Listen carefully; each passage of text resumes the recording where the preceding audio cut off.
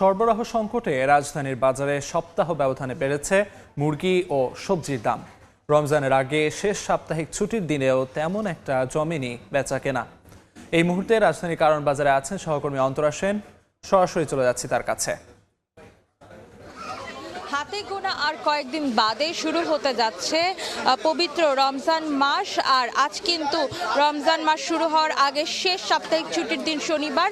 আর সাপ্তাহিক ছুটির দিন উপলক্ষে কিন্তু বাজারে কিন্তু ক্রেতার সমাগম বেশ কিছুটা বেশি আমাদের চোখে পড়ছে। সকাল থেকে কিন্তু এই সমাগমটা আমরা দেখতে পাইনি। সকাল থেকে কিন্তু আমরা রাজধানীর কারওয়ান বাজারে আছি, বিভিন্ন দোকান বিভিন্ন এলাকা ঘুরে দেখেছি যে সকাল থেকে ক্রেতা সমাগম কিছুটা কম থাকলেও কিন্তু বেলা বাড়ার সঙ্গে সঙ্গে কিন্তু ক্রেতাদের ভিড় বেড়েছে, বিক্রি বাড়ছে। রমজান উপলক্ষে কিন্তু সবাই এখন নিজেদের যে প্রয়োজনীয় পণ্যগুলো সেগুলো কিন্তু কিনছেন।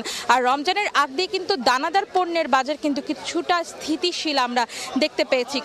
ক্রেতারাও জানিয়েছেন যে তারা কিনে বেশ সন্তুষ্ট, যে পণ্যগুলো তারা কিনছে সেগুলো কিনে কিন্তু তারা বেশ সন্তুষ্ট।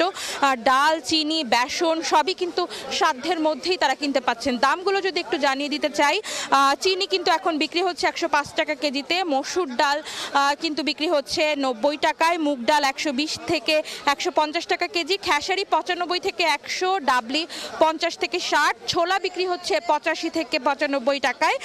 গেল কয়েক বছরের রমজানের আগ দিয়ে যে হাঁসফাঁস অবস্থা ছিল, মানুষ কেনাকাটা করতে এসে যে হাঁসফাঁস অবস্থা প্রকাশ করেছিল, এবার রমজানের আগ দিয়ে কিন্তু ক্রেতাদের মনে কিন্তু বেশ স্বস্তি রয়েছে।